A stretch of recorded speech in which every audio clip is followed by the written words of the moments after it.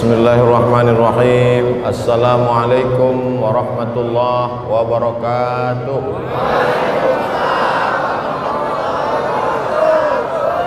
Alhamdulillahi rabbil alamin. Wassalatu wassalamu ala ashrafil khalqi ajma'in, sayyidina wa maulana wa syafi'ina wa zuhrina wa qurrati a'yunina Muhammadin wa ala alihi wa sahbihi wa man da'a bi da'watihi wastanna bi sunnatihi ila yaumi liqa'i rabbih. Subhanaka la ilma lana illa ma 'allamtana innaka antal alimul hakim. Rabbi shrah li sadri wa yassir li amri wa hlul 'uqdatam min lisani yafqahu qawli.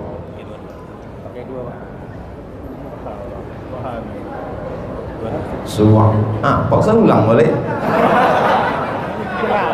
Ke atas, Pak.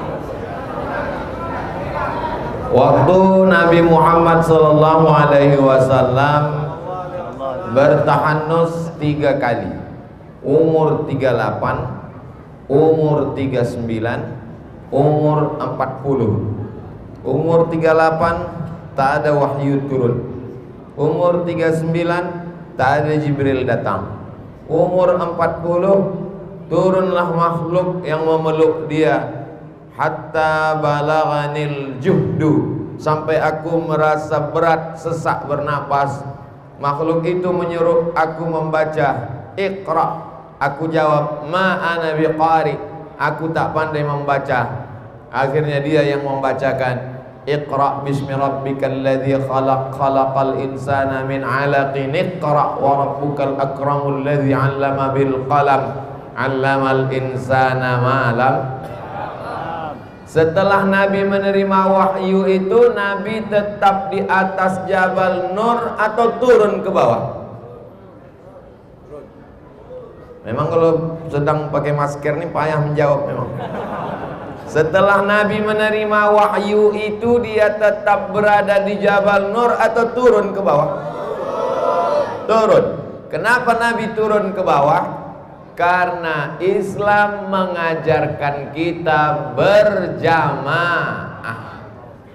Jadi kalau ada orang sekarang pandai baca Quran, mengaku umat Nabi Muhammad SAW, tapi hidup sendirian berada di atas Jabal Nur, tak mau jumpa tetangga, tidak datang ke masjid, maka sesungguhnya dia bukan umat Nabi Muhammad SAW. Karena alaikum bisunnati, ikuti sunnahku. Qul, katakanlah, in kuntum tuhibbunallah, kalau kamu cinta kepada Allah, fattabi'uni, ikuti aku. Apanya diikut? Semuanya.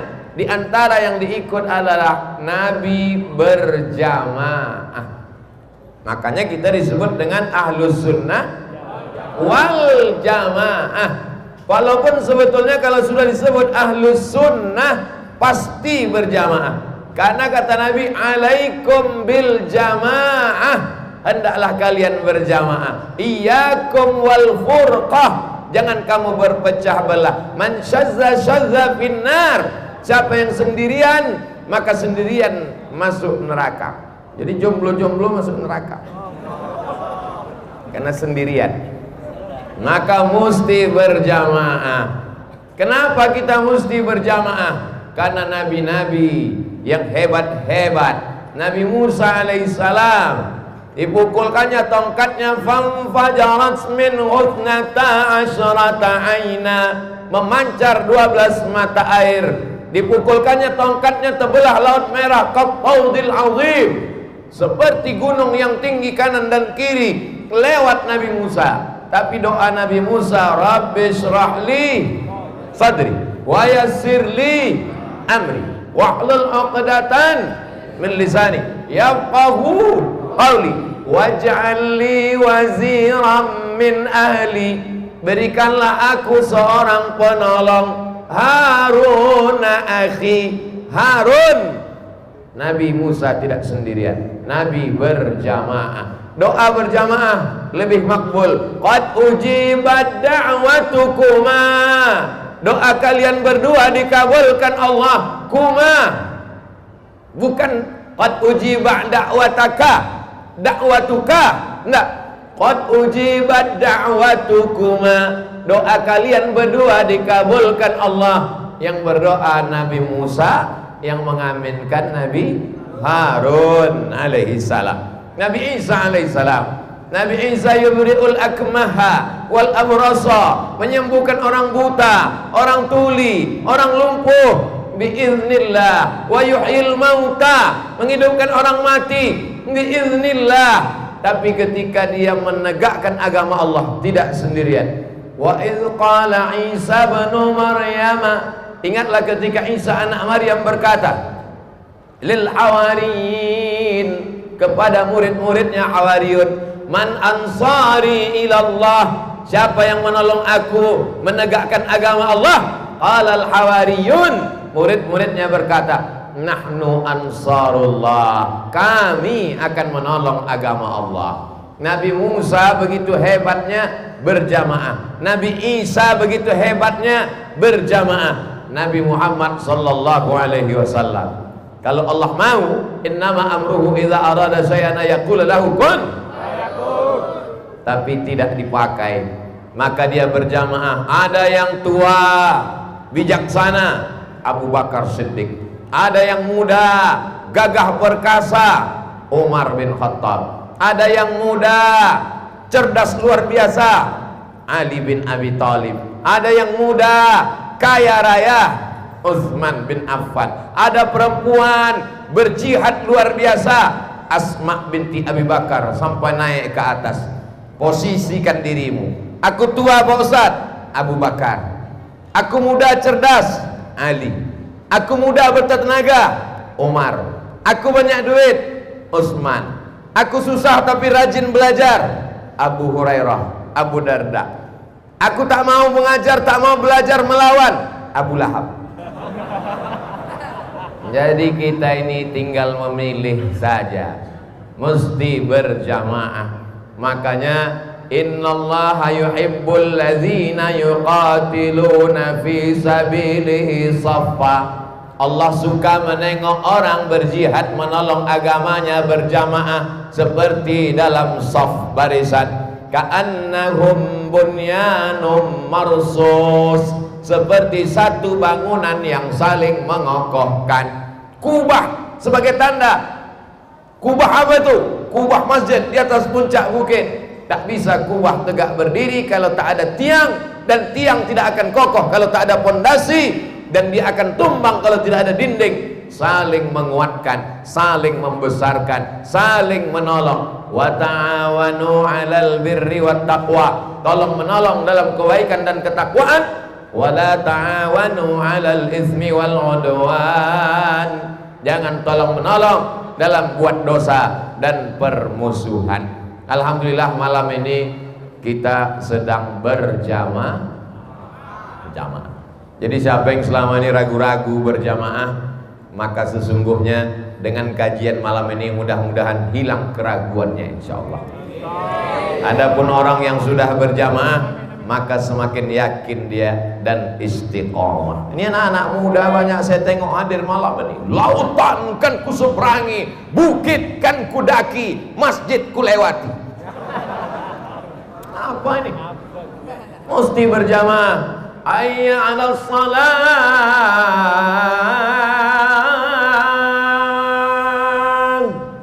Di situ azan maghrib berkumandang, di situ pula lah dia di tanah lapang. Gol.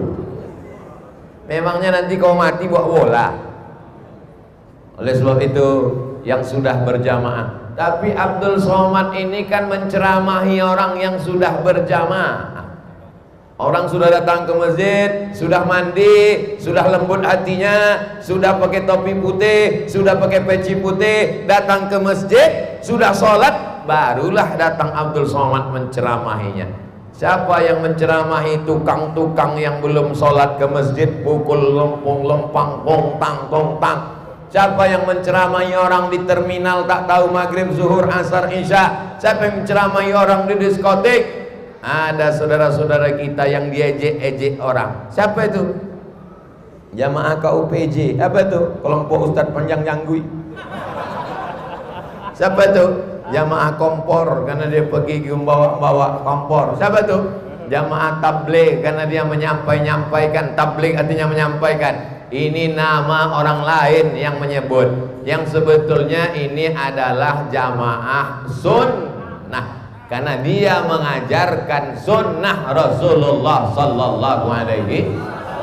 Kalau saya bersembunyi di dalam gua, kalau saya bersembunyi di dalam kamar, kalau saya menyendiri di rumah, sementara orang lain berbuat maksiat, minum khamar, meninggalkan masjid, menyembah berhala, kemusyrikan, apakah kau pikir akan selamat dari azab Allah? La ta'murunna bil ma'ruf, ajak orang berbuat baik, wala tanhaunna 'anil munkar, larang orang berbuat mungkar. Mesti sampaikan ke orang lain. Kalau ada tetangga kita yang masih kedukun, ada tetangga kita kaya tapi tak pernah kerja, kenapa? Dia buka ternak. Ternak apa? Ternak tuyul. Yang salah tuh dia atau kita? Kita yang salah. Kenapa tak pernah mendatangi dia? Kenapa tak pernah mengetuk pintu rumahnya? Kenapa tak pernah menyampaikan dakwah kepada dia? Kita akan dituntut di hadapan Allah. La tus'alunna yauma idzin 'anil na'im. Semua nikmat akan ditanya. Di antara ujung rambut sampai ke ujung kaki, mana nikmat yang paling ringan? Menggerakkan anak lidah. Bercakap, tapi tak pernah lidah dipakai untuk mengajak orang sholat. Tak pernah lidah dipakai untuk mengatakan ini khamar. Tak pernah dipakai lidah untuk mengatakan ini zina. Perbuatan kau ini haram. Apalagi zaman sekarang, kalau diajak orang, ayo ke masjid yuk, urus saja surgamu, nerakaku biar aku yang urus. Jangan urus privasi saya, ini pribadi saya. Orang yang lemah imannya, lemah argumentasinya, langsung terdiam dan kalah. Padahal kalau dia mau menjawab, memang yang berzina kau, memang yang mencuri kau, memang yang minum khamar kau, duitnya duit kau, mobilnya mobil kau. Tapi kalau azab Allah datang, sesungguhnya dia tidak memilih-milih. Aku pun kena juga, bodoh.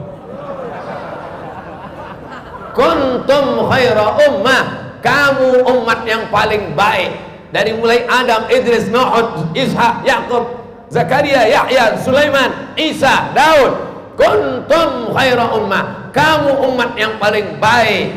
Kamu umat paling baik bukan karena kamu ke Makkah bolak-balik haji dan umrah, bukan. Kuntum khaira ummah, kamu umat yang paling baik. Kapan? Ta'muruna bil ma'ruf, ajak orang taubat, ajak orang hijrah, ajak orang ke masjid, ajak orang melaksanakan amalan-amalan Rasulullah sallallahu alaihi. Banyak saya dapat kertas-kertas tanya jawab, tak terhitung entah berapa kali. Ustadz, ini di kampung saya sudah masuk aliran sesat. Di mana sesatnya? Tak tahu. Hanya mendengar isu-isu saja.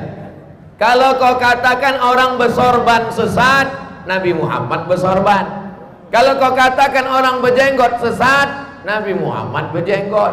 Kalau kau katakan orang berjubah sesat, Nabi Muhammad berjubah. Kalau kau katakan ada orang mengetuk pintu mengajak sholat sesat, amar ma'ruf nahi mungkar adalah inti ajaran Islam. Gimana letak sesatnya? Itulah Pak Ustaz, aku pun tak tahu. In ja'akum fasiqun, kalau datang orang fasik, orang tidak betul, orang tak benar, sudah tahu itu haram dikerjakannya juga, tak mau tahu dengan dakwah, binabain, bawa berita, fatabayyanu, klarifikasi, jangan termakan isu. Kalau mau makan, makanlah sup tunjang, gulai kacupek, gulai paku, jangan memakan isu. Ini penting dijelaskan kepada masyarakat di zaman sekarang, karena kalau diharapkan ceramah dari Ustadz Abdul Somad, paling-paling setahun sekali datang ke Kepulauan Riau, itu pun berbagi-bagi kabupaten. Siapa yang akan menyampaikan dakwah ini?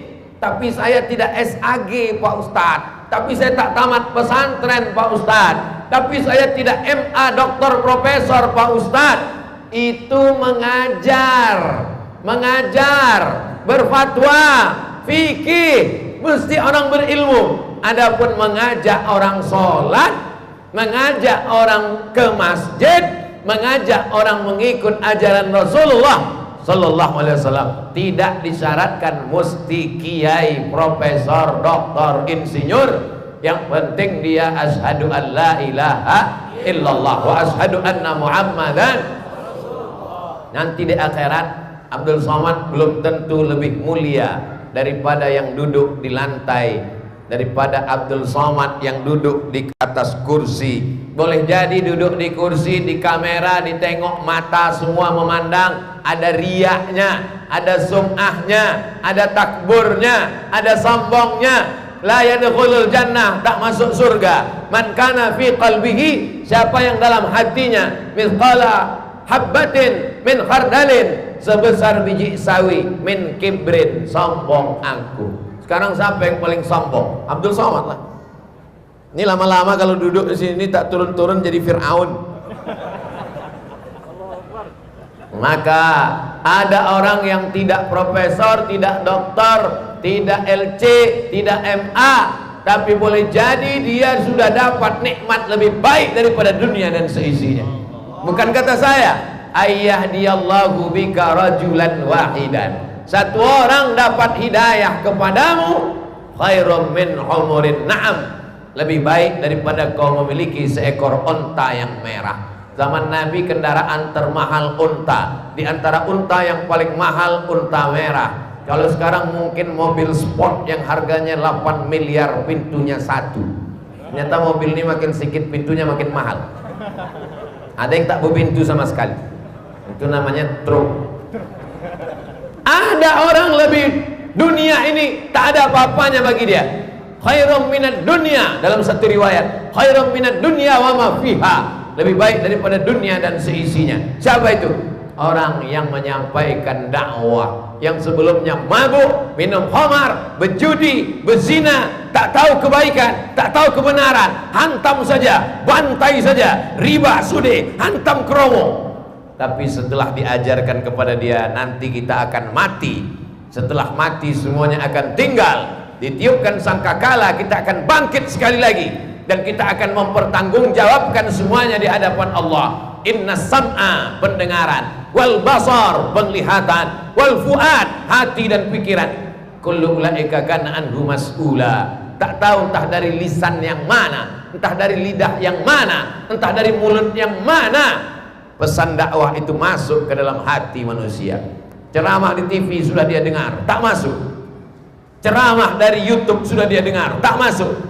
Karena dia ingin mendengar ucapan bukan dari penceramah, dari tetangganya, dari suami, dari istri, dari anak, dari ipar, dari datuk, dari cucu, dari keponakan.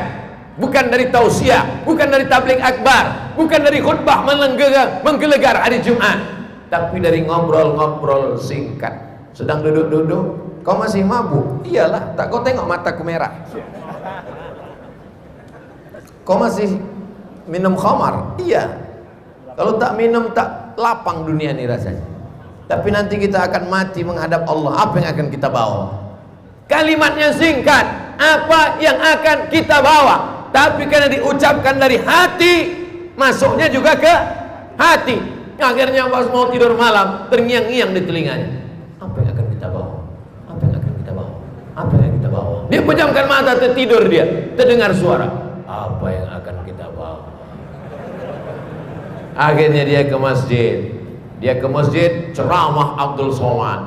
Lalu kemudian protokol mengatakan, beginilah cintanya jamaah kepada Ustadz Abdul Somad. Ustadz Abdul Somad pun mengembanglah lubang hidungnya, hampir sebesar terowongan Mina. Karena dianggapnya orang ke masjid karena hidayah dari dia. Padahal kata malaikat, bukan dari kau Abdul Somad, tapi ada dari orang yang mungkin ilmunya tak seberapa, tapi nilai jihadnya membuat setan lari tunggang langgang. Kenapa ketika azan dikumandangkan, Allahu Akbar, Allahu Akbar, apa dalam hadis? Mendengar azan berkumandang, setan lari. Wa alaiha duratun, sampai terkentut-kentut. Kenapa setan lari terkentut mendengar azan? Karena azan adalah panggilan berjamaah.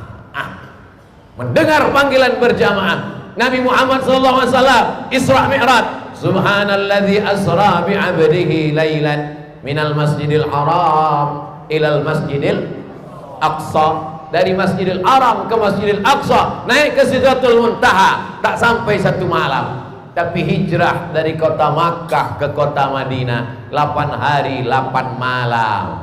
Mesti ditemani oleh Abu Bakar di atas Jabal Zur.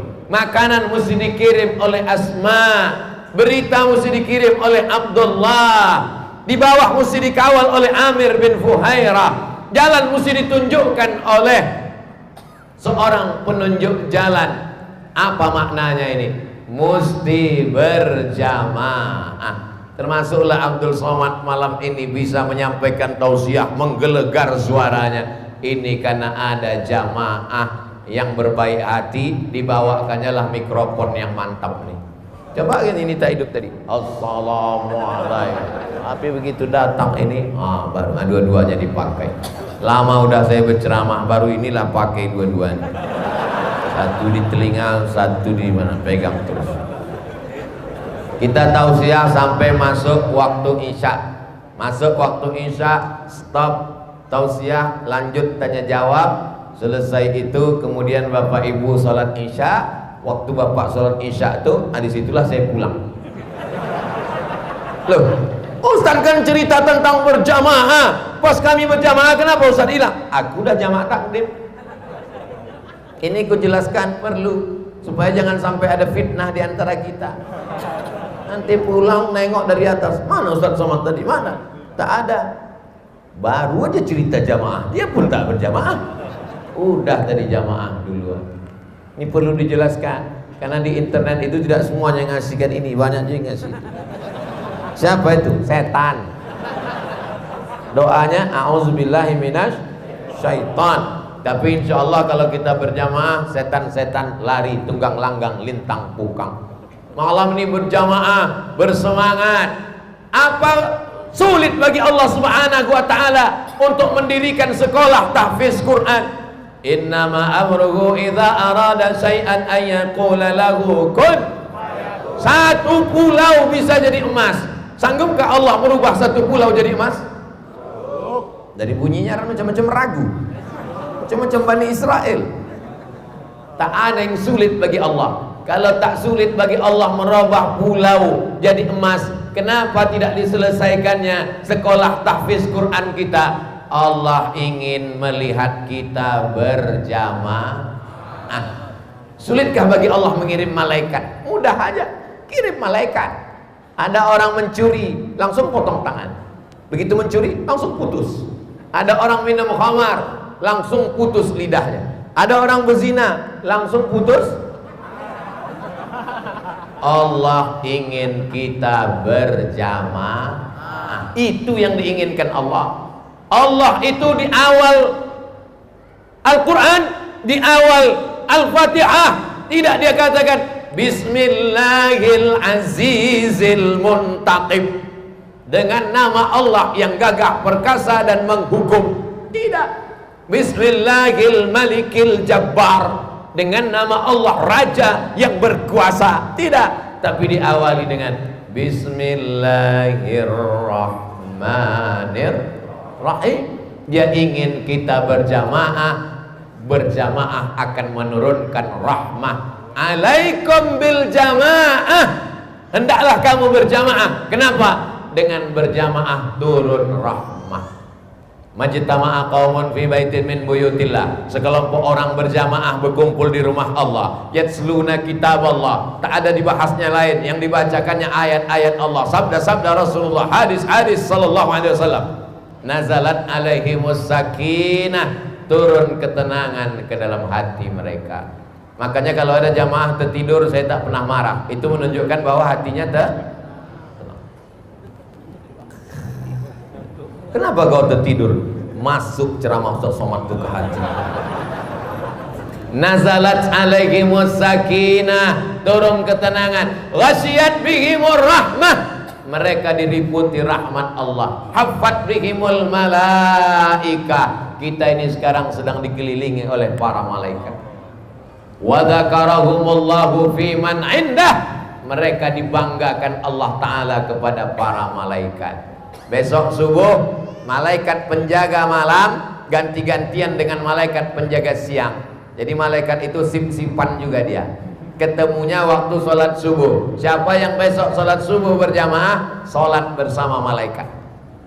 Aku tadi di masjid. Kenapa? Sholat sama gubernur. Bangganya bukan main. Gimana gubernur? Dia paling depan, aku paling belakang. Bangganya bukan main. Sholat subuh kau berjamaah, kau bukan sholat sama gubernur, kau bukan sholat sama bupati, kau bukan sholat sama wali kota, kau bukan sholat sama DPD, DPR, DPR RI, tapi kau sholat bersama para malaikat. Makanya kata Nabi, lau ya'lamuna ma fil atamati was subhi, seandainya mereka tahu keutamaan sholat subuh dan sholat isya berjamaah, la atauhuma habwan, mereka akan datang walaupun merangkak mereka akan datang sholat berjamaah. Sekarang orang tidak bisa berkomunikasi di tengah banyaknya alat telekomunikasi. Manusia ini memang aneh. Yang satu ngomong di TV ini, yang satu ngomong di TV ini, berkelahi dijadikan konten. Padahal kalau dia berjamaah di masjid, kumpul tinggal cerita. Apanya mau kau? Kan selesai kan? Yang satu ngomong di TV ini, bagi saya dia itu nggak ada apa-apanya, kecil aja. Yang satu pun lagi menantang, iya. Padahal kalau dijumpa kan, apa kabar? Coba kalau berjumpa dalam masjid, assalamualaikum warahmatullah, assalamualaikum warahmatullah. Mana tadi yang garang-garang betul di TV? Sini. Mana yang betul garang di YouTube tuh? Sini. Duduk kalian. Duduk. Mau dibawa kemana hubungan kalian? Selesai masalah dengan sholat berjamaah. Di tengah canggihnya telekomunikasi, ada orang yang salah informasi karena tidak berkomunikasi. Tak pernah ke masjid. Ke masjid cuma 2 kali. Pertama akad nikah, ketiga sakaratul maut. Itu pun imamnya baik pula. Apakah jenazah ini baik? Baik. Saya belum pernah saya bilang orang baik. Sampai sekarang belum pernah saya menjebak jamaah. Seumur-umur. Nanti saya bilang 45, banyak yang tak percaya umur saya ini. Seumur-umur belum pernah saya tanya jamaah, apakah jenazah ini baik? Karena saya takut menjebak jamaah. Kesaksian palsu, mempersaksikan palsu, bohong. Orang tak pernah ke masjid, bertalu-talu panggilan tak pernah ke masjid. Pas sudah mati dikatakan baik. Apanya yang baik? Jangan jebak orang lain. Nahnu nahkumu bis-zawahir. Kita kan menilai zahirnya Pak Ustaz. Hati orang siapa yang tahu? Hati dia siapa yang tahu? Tapi dia tak ke masjid ini kita semua tahu. Biji mata kita menengok. Nabi kan mengatakan, saksikanlah dia tidak munafik karena dia datang sholat subuh. Tanda orang tak munafik sholat subuh. Fit and proper test. Pemimpin-pemimpin mesti ke masjid. Tapi memang orang ke masjid, caleg-caleg, calon-calon apapun ke masjid kalau udah dekat pilkada sama pileg. Membawa jam dinding, foto dia pula ditempel. Untung tak ada jam yang berfoto kalau ada. Bukan itu. Berjamaahnya kita adalah tidak diartikan hanya sekedar sholat, tapi berjamaah dalam mengangkat pemimpin, berjamaah dalam membangun peradaban Islam, berjamaah mendirikan sekolah tahfiz Al-Quran. Yang punya tanah, kasih tanah. Tak ada tanah, semen. Tak ada semen, batu bata. Tak ada batu bata, kerikil. Tak ada batu kerikil, bakwan. Aku tak sanggup Pak Ustaz, tapi istriku ada membuat teh manis. Antarkan, bawakan. Pun juga tak ada. Datang tanya mereka, senyum, apa kabar kalian semua? Sehat ya? Mudah-mudahan cepat selesai ya. Jangan bangunan sudah selesai, ngasih tanah tidak, ngasih semen tidak, ngasih batu bata tidak, ngasih kerikil tidak, ngasih pasir tidak. Bangunan sudah selesai baru datang. Ini nampaknya miring jangan. Ini kalau ada orang model begini, kalian nantukkan kepalanya, biar lurus otaknya sedikit. Jamaah yang dimuliakan Allah Subhanahu wa Ta'ala, orang yang tidak berjamaah maka sesungguhnya dia sudah merusak persatuan umat. Wa'tasimu bihablillah, berpegang teguhlah kamu kepada tali Allah. Talinya itu apa? Al-Quran dan Sunnah Rasulullah Sallallahu Alaihi Wasallam. Adapun masalah perbedaan-perbedaan yang tipis-tipis, khilafiyah, ini masalah khilafiyah. Jangan gara-gara masalah khilafiyah lalu kita jadikan langsung bid'ah. Karena sudah kau katakan bid'ah, berarti kau katakan dolalah. Kalau sudah kau katakan kepada saudaramu dolalah, berarti kau katakan dia finnar. Masalah maulid Nabi, masalah khilafiyah. Kalau kau setuju maulid Nabi, datang. Kalau tak setuju maulid Nabi, tak usah datang. Tapi jangan bid'ahkan orang.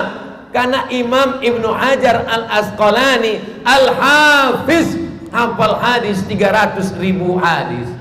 Sahih Bukhari di syarahnya, dia setuju dengan maulid. Imam Al-Hafiz Jalaluddin As-Suyuti hafal 200.000 hadis, 500 kitabnya, dia setuju dengan maulid dalam kitab Al-Hawi Al-Fatawi. Sementara kau hafal satu hadis itu pun pakai bahasa Indonesia, nengok laptop. Itu pun tak pula dari kau langsung baca kitab Kutubus Sittah, dari guru-gurumu. Gurumu pun juga nengok laptop juga. Bagaimana kau bisa menyalahkan orang? Saya berbeda pendapat dengan dia, ini khilafiyah, tapi tidak langsung kita katakan bid'ah. Karena kalau sudah bid'ah, dolalah. Kalau sudah dolalah, finnar. Sunyi sekali surga itu. Masa cuma masuk surga bertiga? Dia, bininya, mertuanya. Begitu banyaknya orang. Saya terus terang, kalau masuk surga lah saya sendirian. Saya tanya, yang lain mana ya Allah? Orang beriman, umat Muhammad SAW, ketika dia masuk surga, dia akan bertanya, di mana saudaraku? Tidak enak surga itu bagi dia kalau tidak bersama dengan saudaranya. Karena Nabi mengatakan, almar'u ma'aman ahab, orang akan bersama dengan dia cintai. Nggak ada lo, nggak rame guys. Tidak sedap nikmat Allah ini kalau tidak bersama. Orang nonton bola mana enak sendirian? TV satu, kursi satu, nonton sendirian. Macam orang bodoh. Tapi kalau ramai-ramai, tendangannya biasa, teriaknya yang luar biasa. Kebersamaan, hidup berjamaah. Alhamdulillah kita di Tanjung. Ini Tanjung Pinang.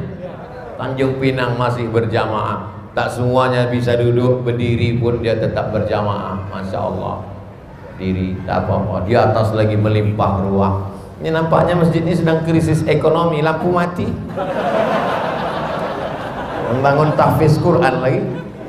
Masya Allah, tabarakallah, kipas anginnya banyak tapi panasnya minta ampun. Karena manusia ini penuh. Yang saya bingungkan nanti sholat isyaknya macam mana lah ini. Yang sudah berjenggot, alhamdulillah. Yang belum tumbuh, beli kemiri, gosok-gosokkan. Jangan saling mengejek. Karena kalau kalian ejek orang berjenggot, aku tengok kau sejak berjenggot ini macam kambing gitu. Tentu orang itu singgung. Apa kau bilang? Aku kambing. Kau tak berjenggot, anjing gitu. Berkelahi anjing sama kambing. Ketawa babi. Nggak, diam kau babi gitu. Habis, rusak dunia. Ini masalah khilafiyah. Tapi kalau berjenggot bagus, jangan hina. Kalau antara yang pakai celana sama pakai jubah berkelahi, yang ketawa yang berkolor. Mohon maaf, lancang cakap saya ini karena saya ceramah tidak pakai teks, apa yang keluar aja. Dan banyak orang mendoakan supaya saya salah ceramah. Banyak orang sedang mendengar ceramah. Kapan lah dia ini salah? Kapan? Tak pula salah-salah. Mana bisa salah, didoakan begitu banyak umat Muhammad sallallahu alaihi wasallam. Pagi tadi habis sholat subuh langsung ke airport. Dari airport langsung ke Batam. Dari Batam langsung ke Penyengat. Dari Penyengat khutbah langsung pengajian bersama Bapak Sekda Bapak Wakil Ketua DPRD Kepulauan Riau. Habis itu langsung kemari. Jadi kalau dipeturutkan, banyaklah orang menengok, Ustaz sanggup tak tausiah nanti malam? Sanggup, tapi begitu sudah jamaah, kenapa? Ada doa-doa jamaah. Al-arwah, ruh manusia, junudun mujannada. Dia seperti bala tentara. Bala tentara itu kalau dia semakin ramai, semakin berjamaah. Itu mengapa sholat di Masjidil Haram pahalanya lebih banyak daripada masjid biasa. Kenapa? Karena disitulah jamaah yang paling ramai. Orang sholat sendiri berbeda dengan makmumnya dua, dua berbeda dengan makmumnya tiga, tiga berbeda dengan makmumnya empat. Makin ramai, makin baik, makin bagus, makin banyak pahala, melimpah ruah. Mudah-mudahan kita istiqomah berjamaah sampai mati. Mana ada orang berjamaah sampai mati, Pak Ustaz? Kau waktu mau mati sakratul maut sendirian atau berjamaah? Berjamaah. Mesti datang kawanmu membisikkan ke telinga, la ilaha illallah. Ada yang membisikkan, ada yang dibisikkan. Berdua itu pun sudah disebut dengan jamaah. Nanti kalian anak-anak muda begitu juga datang, nampak ada orang di sini, kalian jumpa. Assalamualaikum Pak Haji. Waalaikumsalam. Apa maksud kau datang kemari? Aku ini ingin berjamaah Pak Haji. Jamaah apa maksudnya? Ya dengan anak gadis Pak Haji.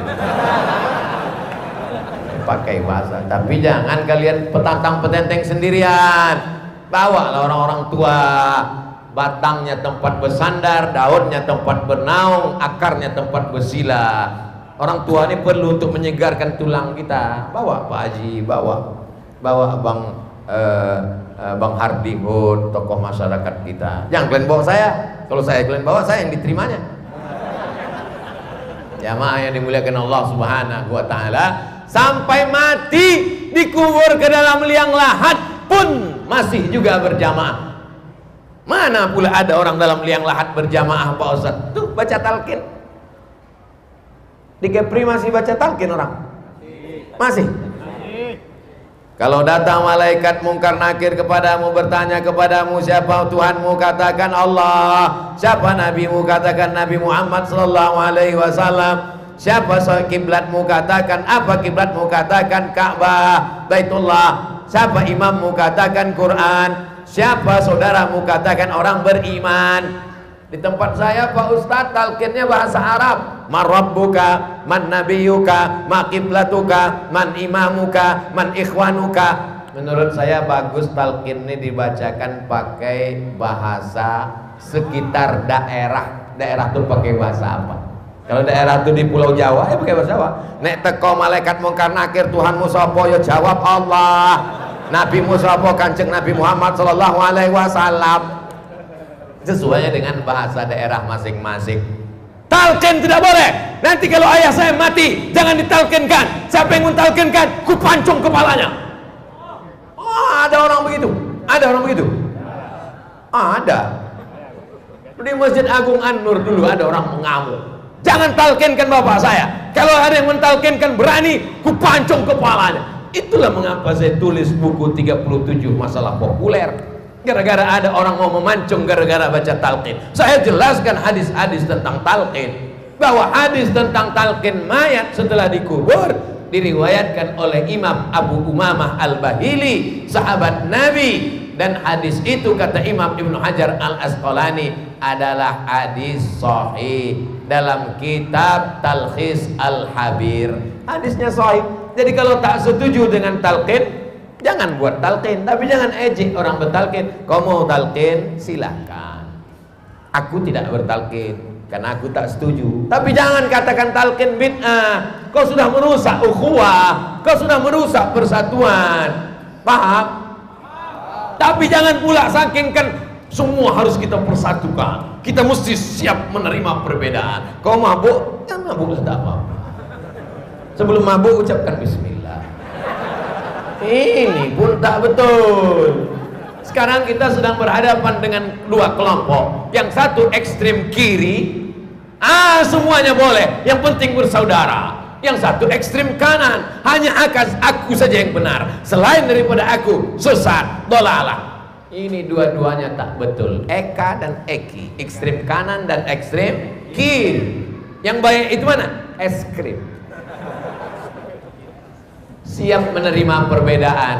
Nata'awan fi mattafaqna wa nata'adzar fi makhtalafna.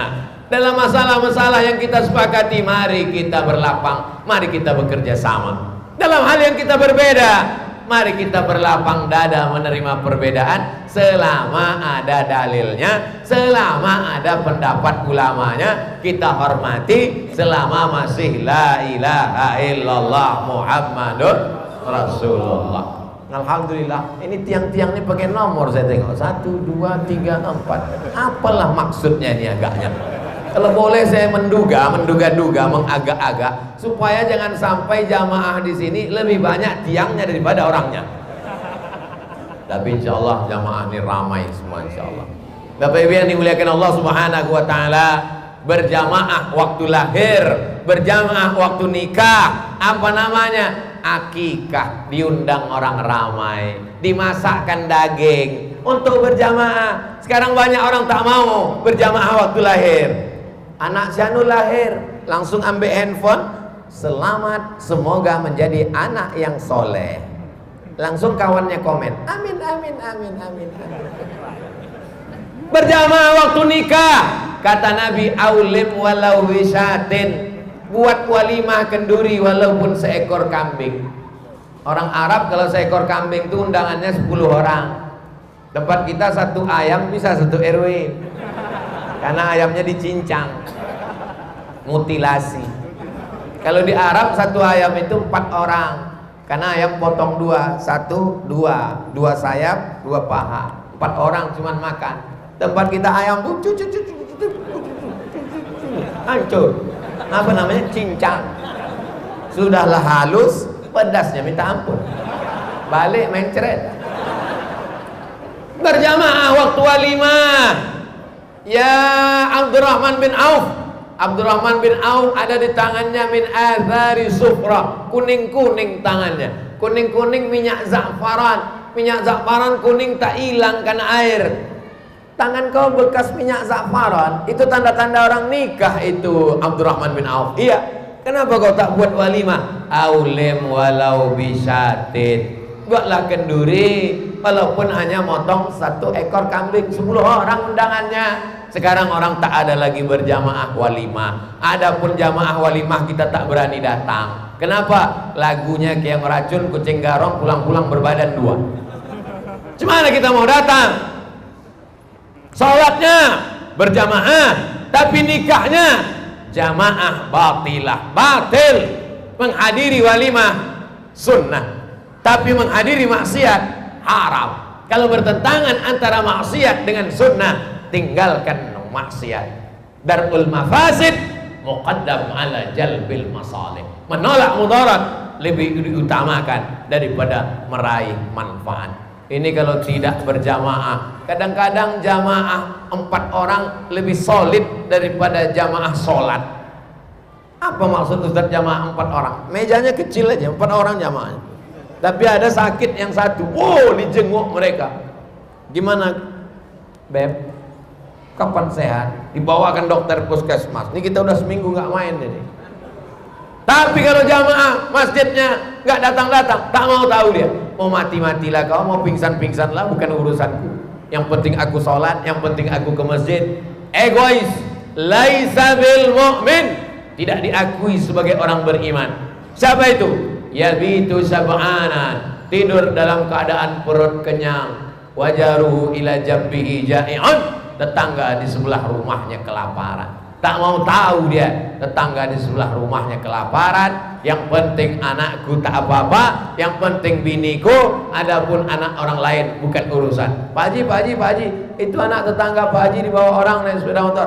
Gak apa-apa, biarlah situ. Mau mati-mati di situ, bukan urusan saya. Nanti kalau saya tegur, saya mengganggu privasi dia, bukan urusan saya. Padahal dalam Islam 40 rumah ke depan, 40 rumah ke belakang, 40 rumah ke kiri, 40 rumah ke kanan. Begitu kata Imam Sufyan Az-Zawri, kita akan diminta tanggung jawab lapar mereka. Zaman dulu kalau kita bertamu 40-40, Assalamualaikum, Waalaikumsalam. Sekarang bertamu kita, Assalamualaikum, keluar anjing herdernya. Dulu kalau kita mendengar tengah malam meraung dia, lapar, lapar, belum makan, kedengaran suaranya. Zaman sekarang kamarnya berkunci, rumahnya berkunci, pagarnya berkunci, kompleknya berkunci. Mati tak ada yang tahu. Ketahuannya jenazahnya membusuk, masuk berita, barulah ketahuan dia sudah mati. Siapa lu, siapa gua, la salam wala kalam, hidup sendiri, mati sendiri, tak mau tahu. Ini bukan ajaran Islam. Dalam Islam kita berjumpa 5 kali sehari. Subuh, oh masih ada. Zuhur, oh masih ada. Maghrib, Assalamualaikum warahmatullah, oh masih ada. Isya, Assalamualaikum warahmatullah, oh masih ada. 2 kali tak nampak, datang ke rumah, Assalamualaikum, Waalaikumsalam. Kau kenapa tak nampak? Aku keluar kota. Oh, kirim-kirimlah di grup, jangan diam-diam aja. Kau kemana rupanya? Ke rumah bini muda. Oh, patutlah. Dulu orang kalau tidak ke masjid sakit, kalau tak ke masjid musafir. Sekarang si Anu kenapa tak ke masjid lagi? Rezekinya udah lancar Pak Ustaz. Begitu rezeki lancar mulai tak ke masjid. Lama-lama tak sholat 5 waktu, lama-lama tidak sholat Jumat, lama-lama datang ke masjid cuman Idul Fitri, Idul Adha, itu pun masbuk pula. Idul Adha datang cuman bawa kupon untuk mengambil daging kurban. Musibah sedang terjadi. La yushikanna ayyab'atsallahu 'alaikum iqaban. Kalau kalian meninggalkan jamaah, dikhawatirkan akan datang hukuman. Ketika hukuman datang, summa tad'u lahu, kamu berdoa, fala yustajabu lakum, doa kamu tak dikabulkan Allah Subhanahu wa taala. Ada penggalangan dana. Penggalangan dana. Judul lagu kita ya dana ya dana. Mana kotaknya untuk berjamaah? Keluarkan kotak. Ma'akal dafa'afnaita.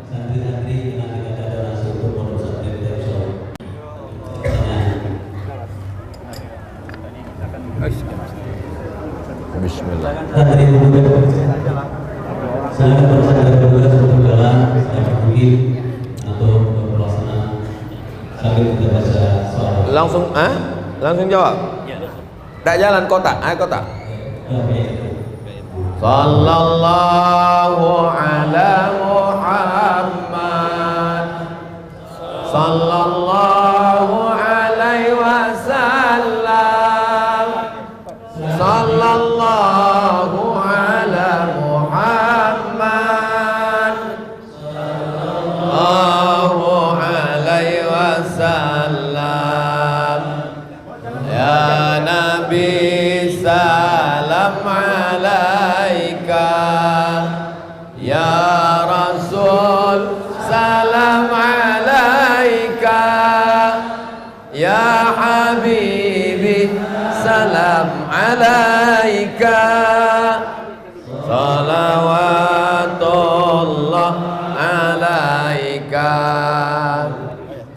sallallahu ala Muhammad, sallallahu alaihi wasallam, sallallahu ala Muhammad, sallallahu alaihi wasallam. Ya Nabi salam alaika, ya Rasul salam alaika, ya Habibi salam alaika, salawatullah alaika. Gerak-gerak aja dulu. Salawatnya berhenti, duitnya jangan berhenti. Berikut ini saya jawab pertanyaan-pertanyaan. Assalamualaikum Ustaz. Waalaikumsalam warahmatullahi wabarakatuh. Saya seorang mu'allam.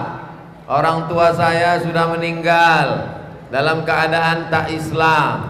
Saya beramal niatnya untuk beliau. Apakah amal itu sampai Pak Ustaz? Maka istighfaru Ibrahim li abihi illa am mau'idatin wa'adaha iyyah. Istighfar Ibrahim untuk ayahnya Azar yang tak beriman itu hanya sekedar janji saja. Falamma tabayyana lahu annahu aduwwun lillah, ketika sudah jelas baginya bahwa ayahnya itu tak beriman, tabarra'a minhu, maka dia melepaskan diri. Allah menegur Nabi Ibrahim karena mendoakan orang tua yang tak beriman. Jadi saudaraku yang mu'alaf, kalau mak ayahmu masih hidup, belikan dia pakaian paling bagus, berikan dia makanan paling enak. Jangan dia merasa kehilangan anak. Doakan pagi, petang, siang dan malam. Mudah-mudahan dia dapat hidayah bersyahadat sebelum mati. Kalau dia sudah meninggal dunia, maka katakan, ya Allah, ini hamba engkau, kuserahkan dia kepada engkau ya Allah. Titik. Tak lebih tak kurang. Ini hamba engkau, kuserahkan dia kepada engkau ya Allah. Begitulah yang diajarkan. Karena kalau sampai kita melampau batas itu, Nabi Ibrahim dilarang Allah mendoakan orang tuanya yang tak beriman. Ini hamba engkau ya Allah, kuserahkan dia kepada engkau. Titik. Assalamualaikum warahmatullahi wabarakatuh Pak Ustadz. Waalaikumsalam warahmatullahi wabarakatuh. Kenapa niat sholat sunat tak ada kata mustaqbilal qiblah, sedangkan sholat wajib ada mustaqbilal qiblah? Saya tak pakai mustaqbilal qiblah. Usalli fardal maghribi salasa raka'atin adaan imaman lillahi ta'ala. Tak pakai mustaqbilal qiblah. Mustaqbilal qiblah tak mustaqbilal qiblah boleh dibaca pada sholat wajib, boleh dibaca pada sholat sunat. Yang penting sholatnya menghadap kiblat. Jadi kalau ada orang usolli fardal maghribi thalatha raka'atin adaan imaman lillahi ta'ala, sah. Usolli fardal maghribi thalatha raka'atin adaan ma'muman mustaqbilal qiblah, sah. Usolli sunnatan tahiyatal masjid raka'ataini mustaqbilal qiblah, sah. Mustaqbilal qiblah meyakinkan diri bahwa aku menghadap kiblat. Diucapkannya makin kuat, tak diucapkannya sah. Salat tak pakai usolli sah. Salat tak pakai niat tak sah. Memangnya usolli itu tidak niat? Usolli itu melafazkan niat. Niat itu letaknya dalam hati, tak berbunyi, tak bersuara. Tapi kalau kita tidak lafazkan usolli, hati kita berkata-kata Allahu Akbar. Salat maghrib apa salat isya? 3 rakaat atau 4 rakaat? Jamaah takdim, jamaah takhir apa jamaah takdim? Qasar untuk menghilangkan was-was. Usalli fardal maghribi. Berapa rakaat? Salat rakaat. Ada apa qadha? Adaan. Imam atau makmum? Makmuman. Menghadap kiblat atau menghadap mana? Mustaqbilal kiblat. Yang usolli bagus, yang tak usolli berniat dalam hati sah. Jadi tentang masalah usolli tak usolli, jangan kelahi gara-gara usolli, karena sesama orang usolli tak usolli berkelahi, yang ketawa yang tak sembahyang. 2. Apa makna manfaat orang menulis wafak nama-nama penghuni gua Al-Kahfi di rumahnya? Ya ayyuhalladzina amanu taqullah, hai orang-orang beriman, takutlah kamu kepada Allah. Wa kunu ma'as-shadiqin, hendaklah kamu bersama orang yang benar. Tidak cukup hanya takwa kepada Allah. Ya ayyuhalladzina amanu taqullah, baca ujungnya wa kunu ma'as-shadiqin, hendaklah kamu bersama orang yang benar. Syekh Abdul Qadir Jilani orang benar, Bahauddin Naqsabandi orang benar, Abul Hasan Asy-Syadzili orang benar, Ahmad At-Tijani orang benar, para habaib orang benar, orang Ashabul Kahfi orang benar. Siapa yang mengatakan Ashabul Kahfi itu orang benar? Baca dalam surat Al-Kahfi, innahum fityatun amanu bi rabbihim wa zidnahum huda. Mereka anak-anak muda yang beriman kepada Allah, kami tambah hidayah kepada mereka. Assalamualaikum Ustaz. Waalaikumsalam warahmatullahi wabarakatuh. Semoga kita dalam lindungan Allah SWT. Amin. Bolehkah memotong kuku selama dalam masa nifas, sementara kuku sudah mulai panjang dan masa nifas lama, lebih kurang 1 bulan? Nifas 40 hari. Kalau 40 hari tak berhenti juga, tambah 10 lagi. Malam mazhab Syafi'i nifas paling lama 60 hari. Lewat 60 hari tak berhenti, maka tetap sholat, tetap puasa, namanya istihadah. Saya ulang sekali lagi, nifas 40 hari tak berhenti 60 hari. Lewat 60 hari tak berhenti, tetap sholat, tetap puasa, namanya istihadah. Syaratnya kalau dia berwudu setelah azan, Allahu Akbar, Allahu Akbar, berwudu, maaf cakap pakai pembalut, sholatlah. Jangan berwudu sebelum azan, karena menetes darahnya batal. Ini hukum tentang istihadah. Bagaimana dengan rambut dan kuku? Kalau dia keramas, rambutnya gugur, tak perlu rambut gugur itu dikumpulkannya, karena itu macam sampah saja. Tapi untuk memotong, tahan dulu, jangan potong rambut. Kalau rambut iyalah Pak Ustadz, tapi kalau kuku nih Pak Ustadz, kuku sudah mulai memanjang, al-khuruju minal khilafi aula. Sebagian mengatakan kalau dipotong kukunya mesti disimpan, dibawanya waktu mandi besar. Sebagian mengatakan kalau sudah lebih dari batas wajar, maka dia sama dengan sampah yang mesti dibuang. Sebagian pendapat mengatakan maka kalau dia putus, bengkok, patah, tak perlu disimpan. 3 pendapat. Pendapat pertama, kalau dipotong, disimpan, nanti dibawa mandi waktu mandi besar, habis itu dibuang, ditanam ke tanah atau dibuang ke tong sampah. Yang kedua, kalau dia lebih dari batas kewajaran, dipotong karena dia sudah dianggap sebagai sampah berlebih. Yang ketiga, kalau dia putus atau dia bengkok atau dia patah, maka tidak disimpan, tidak dia bawa mandi waktu dia mandi, nanti mandi nifas, sudah dianggap boleh dipakai. Pendapat mana yang mau diyakini dari ketiga pendapat tadi? Wallahu a'lam bishawab. Ustadz Abdul Somad yang berbahagia, jarang-jarang orang membuat kalimat macam ini. Ini doa nih, amin. Apa hukumnya dalam pemilihan umum orang milih karena mendapatkan uang? Lama lagi 2024. Kenapa ditanya sekarang? Nanti 2024 akan ada pemilu serentak. Kalau kepala calonnya dari pusat sampai daerah menggunakan sistem uang, sepaket capres, calon DPR RI, DPR provinsi, apa mungkin pemilik modal kuasai negeri? Seperti jatuhnya tetangga kita, termasuk pencerahannya. Tolong Pak Ustadz, man ghasyana falaisa minna. Siapa yang menipu kita maka bukan golongan kita.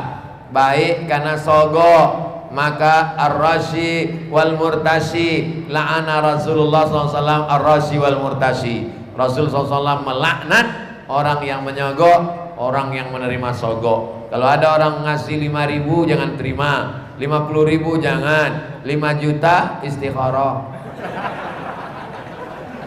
Ambil uangnya, jangan coblos orangnya. Setuju? Oh, berarti Ustadz ini banyak juga dapat duit dari pilkada-pilkada ini. Nggak, jangan kalian ambil duitnya. Jangan kasih makan anak atas duit subhat haram, rusak otaknya.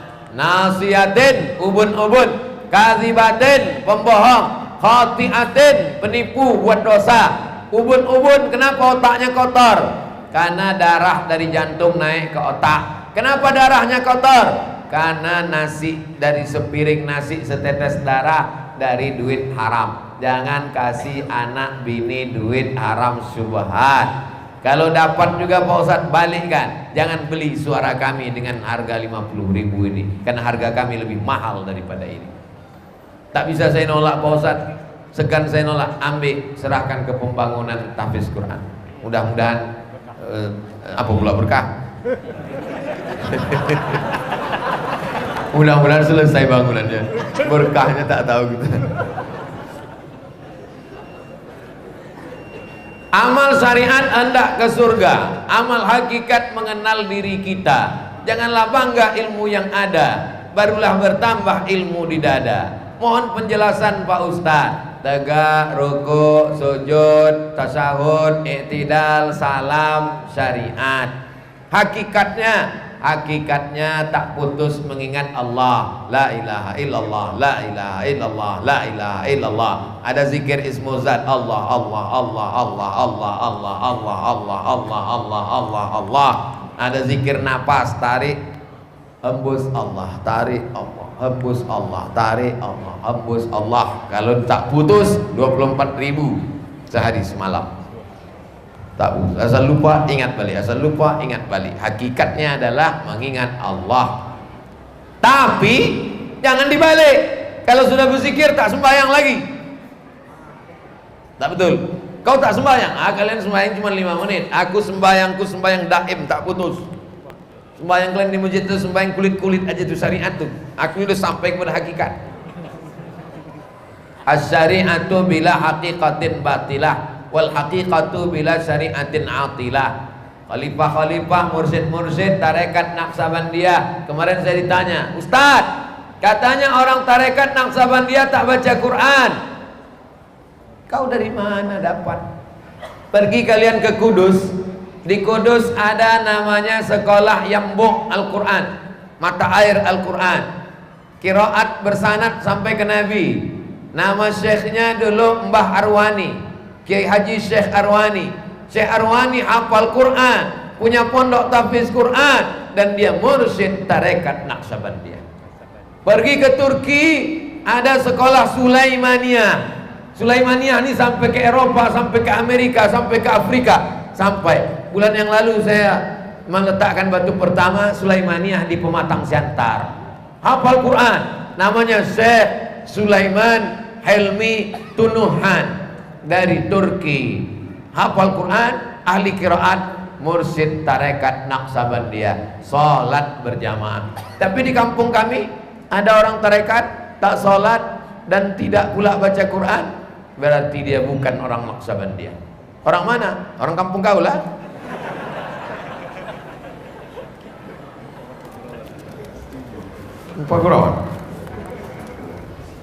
Assalamualaikum Ustaz. Waalaikumsalam.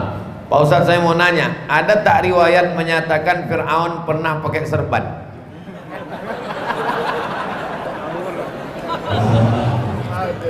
Sekarang saya tunjukkan gambar Fir'aun ya.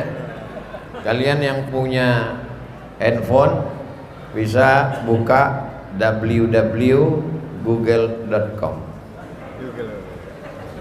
Tulis itu Fir'aun pakai huruf Arab, Fa, Ra, Ain, Waw, Nun. Yang belum bisa tulis Arab berarti handphonenya belum hijrah.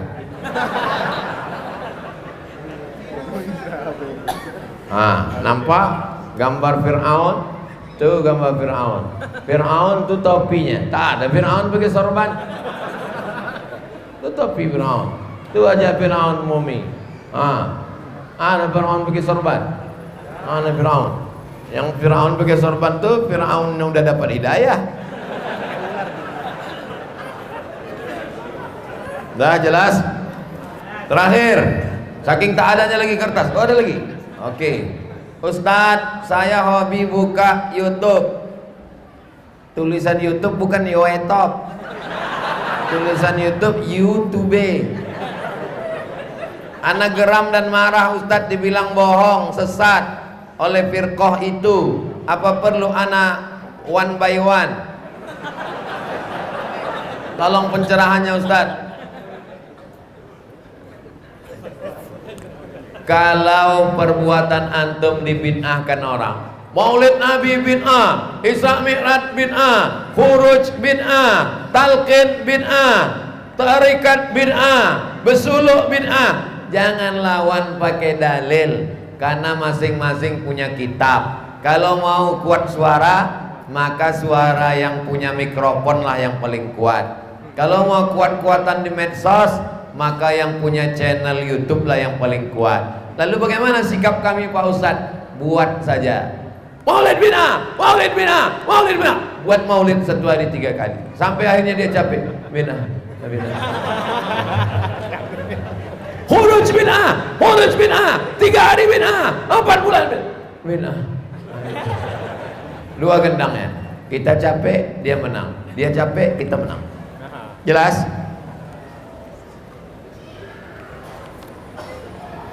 Saya ingin bertanya Ustadz, kalau 2 orang tetangga dekat saling memusuhi, yang satu merasa tak pernah buat salah, maka tak perlu minta maaf, membiarkan berlarut-larut sebab yang satunya selalu menyebarkan aib.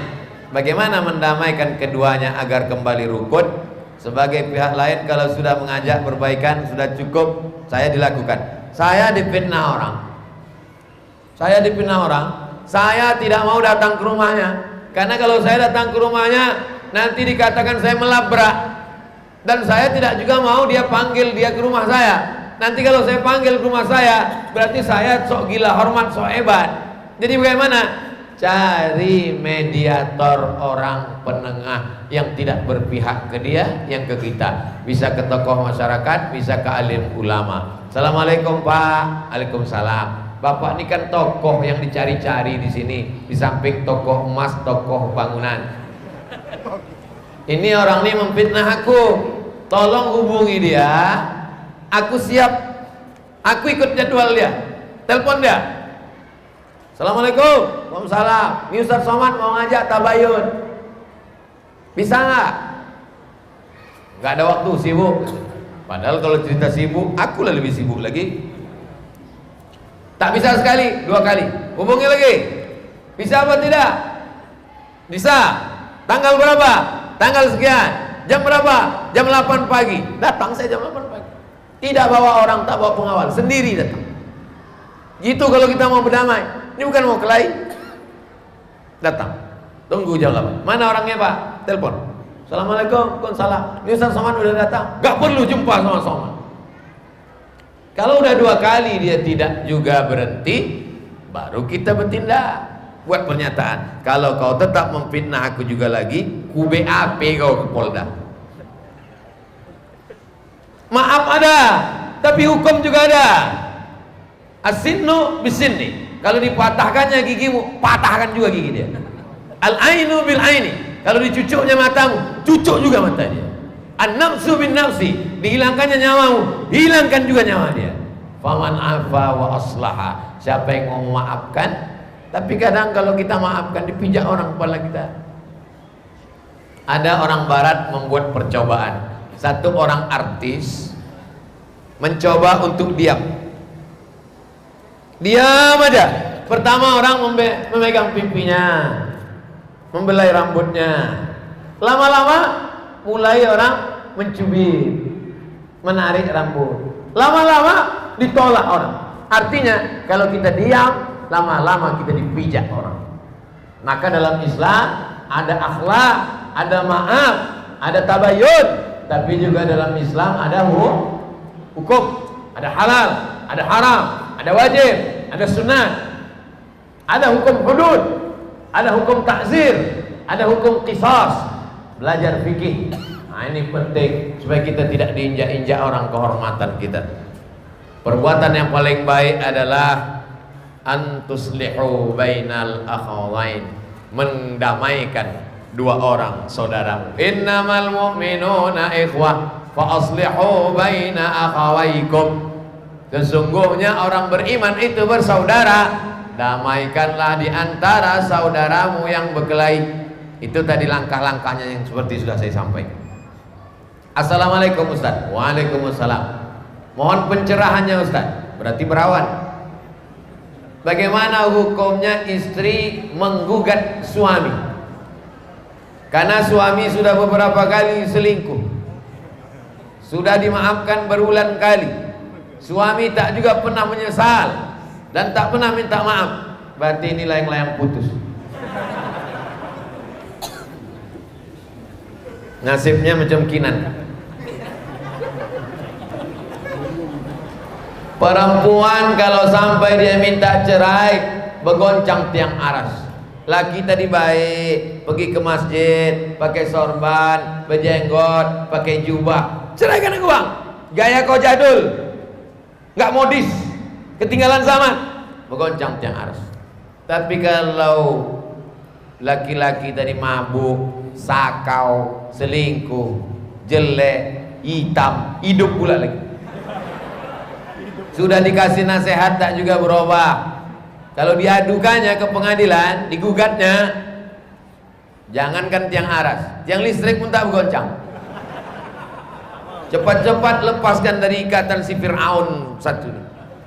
Tak ada gunanya. Hidup singkat, tapi prosesnya panjang. Jangan langsung begitu. Panggil dulu wali.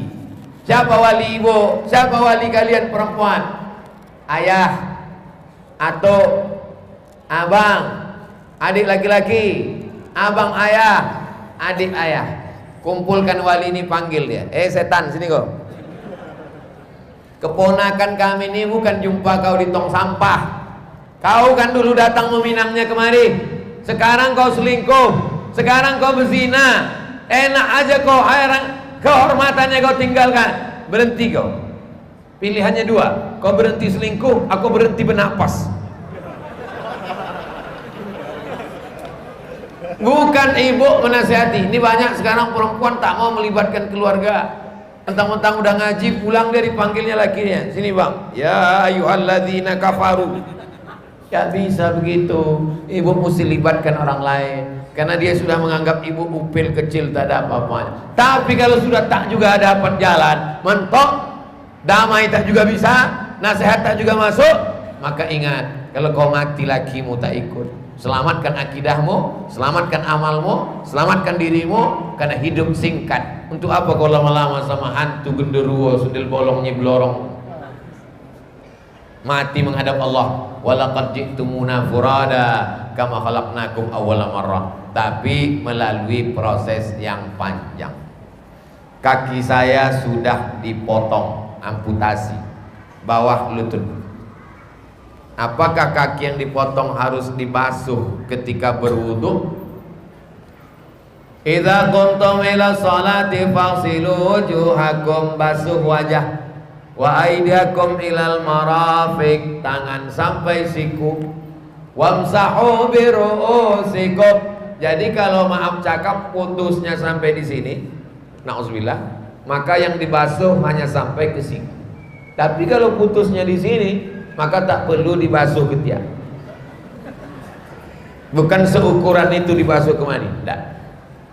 Wa arjulakum ilal ka'bain, basuhlah kaki sampai mata kaki. Maaf, putus di sini, siram nih sampai mata kaki. Putus ini tidak dibasuh sepanjang itu, karena tidak ada anggota yang mau disapu, itu tak ada. Yang diwajibkan untuk disiram, disapu, diusap itu tak ada, maka gugur kewajibannya. Sama macam syarat berdiri, sehat itu tak ada, maka boleh dia duduk. Syarat duduk itu tak ada, boleh dia berbaring. Berbaring miring itu tak ada, maka boleh dia telentang. Telentang itu tak ada, matanya tak berkedip, hidup itu tak ada, tak wajib sholat sama sekali. Kalau tak ada dia, maka tak wajib. Tak ada, mati dah. Apakah saya masih wajib puasa Ramadan? Maaf cakap, kaki putus, perut tak ada hubungan. Maaf. Jadi saudaraku yang kena amputasi, yang boleh tak puasa tuh, wa 'alal ladzina yutiqunahu, orang yang tak sanggup puasa, tua renta 70-80 tak sanggup puasa, asal jam 8 menggigil. Diabetes akut, gula darah akut, itu pun tak juga bisa puasa. Buah pinggang sudah dicabut, operasi, itu pun tak juga puasa. Fidyatun ta'amu miskin, bayar fidyah. Adapun yang tak terkait dengan penyakit berat, amputasi, maka tetap puasa. Selama sanggup puasa, maka tetap wajib puasa. Assalamualaikum Pak Ustaz. Waalaikumsalam warahmatullahi wabarakatuh. Saya mau tanya, saya ini seorang homo, saya ingin sekali sembuh. Saya sholat zikir terus, Tapi mengapa selalu apabila saya sendiri di waktu kosong jiwa keinginan bangkit? Mohon Ustadz apabila ada amalan atau apapun ayat Al-Quran yang dapat. Yang pertama, batinnya diruqyah. Karena ada dulu Ustadz di Pekanbaru meruqyah orang yang LGBT, akhirnya sehat. Rupanya dia diganggu setan homo. Rupanya jin itu ada juga, jin LGBT. Di Masjid Al-Falah, di Masjid Al-Falah ada tempat ruqyah. Di ruqyah keluar jinnya, sehat. Lalu kemudian dia mesti berjamaah dan mengisi waktu, tak boleh kosong. Mesti berjamaah, di masjid berjamaah, di kantor berjamaah dengan orang, maka dia mesti menikah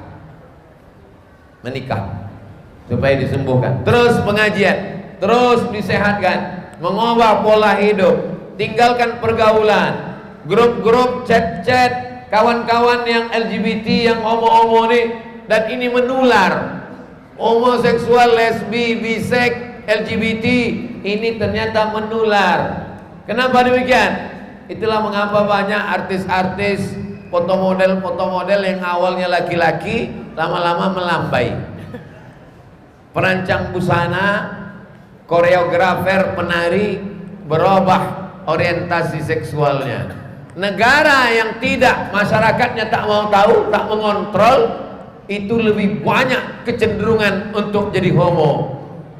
Thailand, orang tak mau tahu, terserah kalau mau jadi apa. Ada pula Miss Lady Boy, mukanya lady, kakinya boy. Oleh sebab itu maka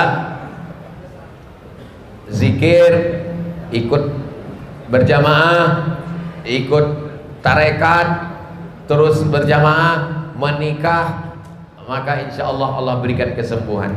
Di akhir majelis kali kita sama berdoa, mudah-mudahan yang sakit disembuhkan Allah, yang belum berjodoh diberikan jodoh baik-baik, yang belum punya anak dikasih anak soleh solehah, dijadikan kita istiqomah iman dan Islam, hati kita condong beramal soleh. Ala hazihi niyah al-Fatihah.